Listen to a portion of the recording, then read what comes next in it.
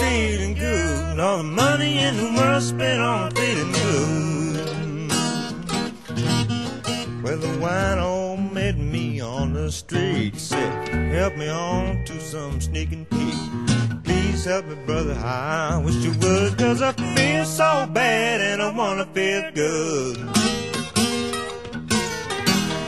Feeling good. All the money in the world spent on feeling good. Welcome to Economics with Dr. Bill.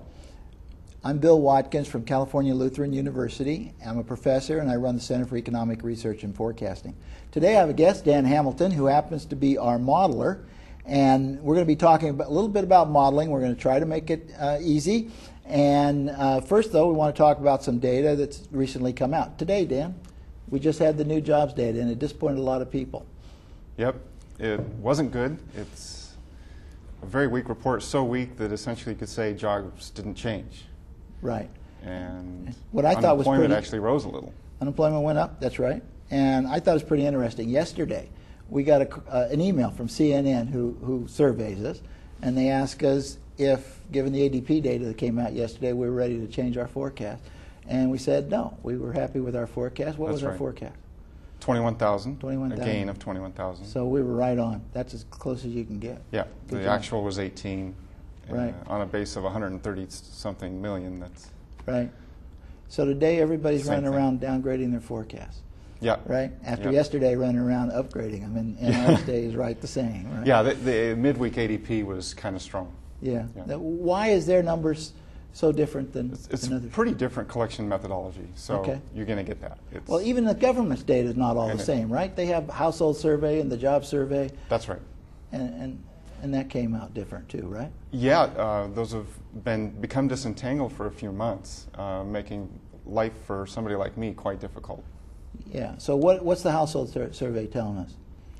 That's a survey where they call the house and say you're working or you're not, and if you say you're not, then they ask you a bunch of other questions. Sure. Whereas the other survey is the jobs, and they call the establishment. Call the job, the And employers. They call the employers. Right. And ask them about how many people they have working, and they find out the sector, the industry.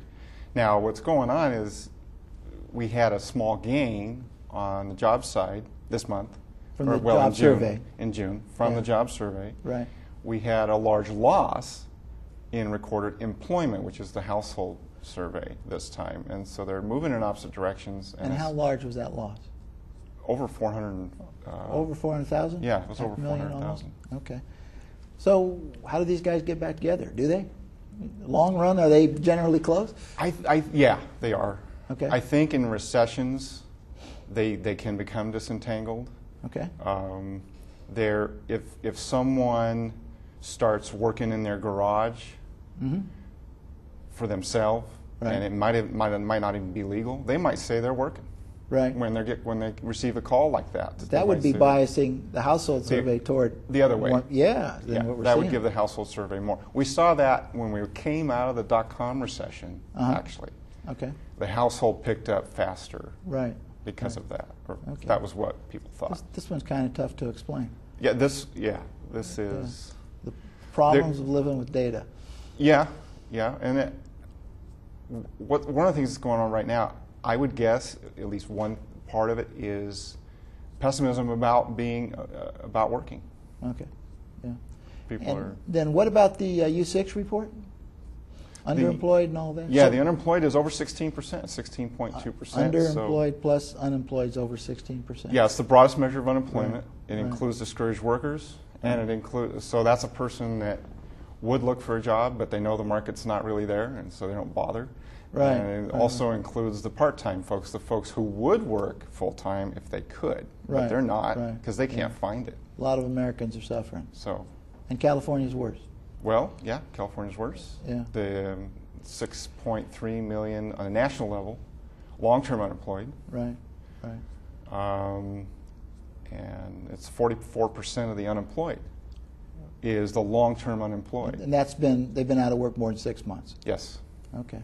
Tough times for lots of people there. Yep. And so our forecast, so since we forecast the jobs pretty close, remarkably close, our forecast isn't going to change, right? And That's right. And we're forecasting sort of slow growth, sub-trend growth. Yes. And Yeah. Very slow growth for jobs, especially in the next 8 quarters. Okay. GDP is a little different. It starts off slow. It stays low as it is now. Right. And then toward the end of 2011 and into 2012, it starts strengthening due mostly to productivity increases. Okay. And so businesses are still wringing out productivity increases. And that's been sort of the story of this recession, right? Yes, they have. That's one interesting feature of this recession is ongoing productivity increase, although in the last quarter or two, that's slowed some. Right. But it's not negative. Right. Yeah. Now, this time, counter to everything throughout this recession, healthcare lost some jobs, and that's a pretty interesting change because outside of government, till a few months ago, government was a net gainer and healthcare was a net gainer. Government started losing, and all the states started having to cut back. Yeah. And so then the last sort of sector standing was healthcare, still creating jobs, and now it's slowing down.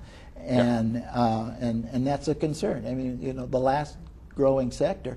And part of our story has always been that one reason for the persistence of the unemployment is that there's this sectoral problem. We have millions of unemployed construction workers and a growing health sector, and it just takes a while to turn an unemployed construction worker into a healthcare worker.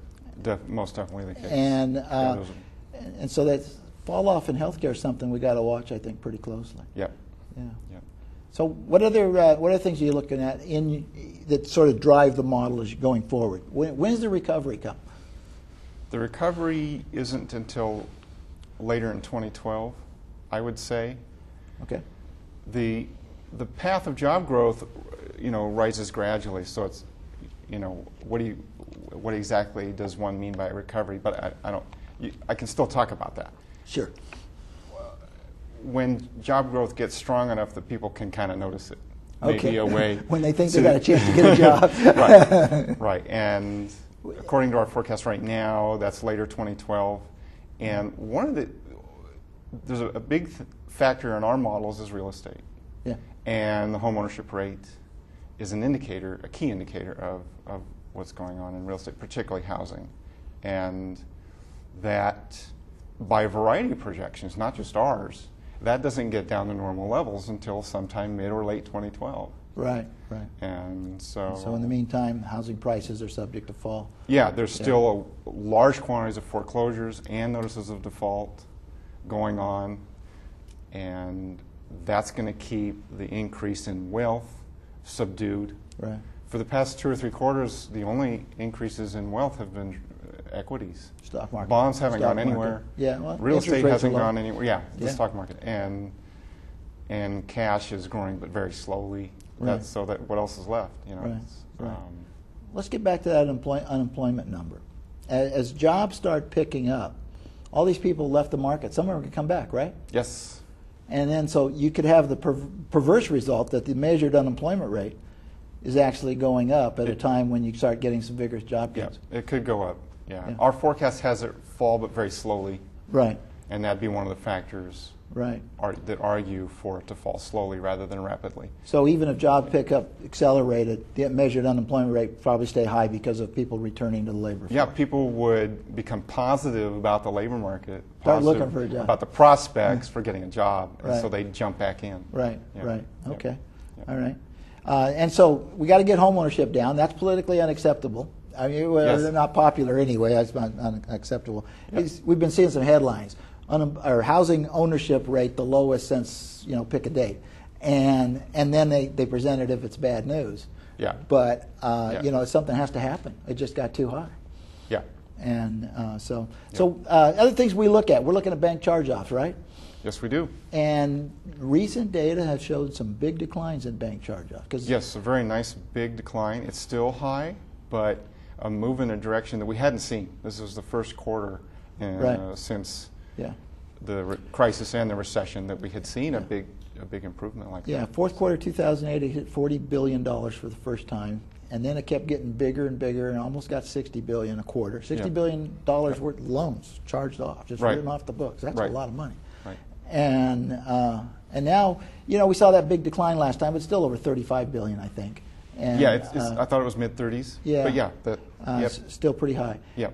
And that's got to get down to what, 10, 12 billion a quarter before the banking sector is really yes. healthy. Yeah. I would think. Yeah. Okay. And the debt levels also is overall we have, consumer debt was quite high. right. It started to come down, although too slowly, in my Right. to make me optimistic about the economy. But government debt levels are rising, so it's Right. And the consumer debt, that's got to go down because everybody's house value went down. So all of a sudden your house was worth, say, $200,000 and you owed $100 on it, and it fell down to $150. You just got $50,000 poorer, right? right. And so you got to pay the loan down to get back to that ratio you Right. wanted. Yeah. And we did see a decline in consumer debt, but then it flattened out sort of, and it's kind of strange that it stopped falling. Right. We're still seeing declines in mortgage debt, and both of them have to fall some more, right? Yes. Yeah. They do. Okay. All right. Yep. Okay. I tried doing it today. I gave a talk, and in explaining the TED spread, because I've been trying to tell people about the TED spread for years now, and somebody who's seen me year after year after year, there's some groupies, they go to our stuff, right? Yes. And she goes, I still don't understand TED. Can you explain the TED spread? It's a wholesale premium. It's a wholesale lending, a short-term wholesale lending premium, because the LIBOR, so it's the LIBOR minus the 3-month Treasury. Okay. And what's LIBOR? The LIBOR is the rate, it's London Interbank, and that's how you can remember it maybe. Okay. That's how a person could remember it, is between banks. Right. Okay. So it's a wholesale market, Okay. and it's the rate for, Chase calls up B of A and says, hey, Joe, I need to park $1 billion Yeah. just overnight. A lot of times, short term can be. Right. And then, although in this case we're relating to the 3 months, so it's 3 months. And they get a very, very small interest rate these days Right. when they park that, and then it comes back. That is a little bit higher than the Treasury because there's a little bit of risk, even though it's a big bank. But it's not a Treasury. Right. Sure. So it's a little bit riskier, and so there's a spread there. Right. And what's that spread mean? And why do we follow the TED spread? Well, it's going to indicate if So there's perceived riskiness in the banking sector. Okay. So first, the Yep. TED spread is the difference between those two, right? Correct. LIBOR It's the minus gap, T-bill, if you will. whatever the Yeah. difference is. Right. And so we're interpreting that as a risk premium. Yes. Okay. And how's it behave? In recessions, it rises dramatically and quickly. Okay. And we saw that in September 2008. Well, what's interesting, so that measure, we have that data going back, it starts a little bit after the war, mid-60s or something, is Okay. when that data starts. The 70s recession, the 80s recession, it takes off. It rises like a rocket ship, and right away, too, Okay. in the later recessions as well. Okay. And what we did something more. We took that and said, well, a 20 basis point gap between the LIBOR and the 3-month Treasury is one thing when the 3-month Treasury is 1%, and it's a totally different ballgame when the Treasury is 0.1%. Yeah. Yeah. So we took the gap Which is where it's closer to today. and we divided it by the 3-month Treasury. Okay. So you normalize it. And we Yeah. call it a normalized TED. Okay. So it's a somewhat different measure. Mm-hmm. Now that measure, when you look at these post-war recessions that I was just talking about, didn't do anything. It did nothing. Until But then in 2008, it spiked. It's unbelievable how that thing spiked. Yeah. And it's fallen way back, but it's still a little high, right? It's still high. Yeah, Yeah. it's And way too high. And so our interpretation is that as long as it's that high, that there's perceived risk in the banking sector, Yes. and people are more reluctant to invest, Yes. right? Okay, all right. Maybe you did it better than me, I hope.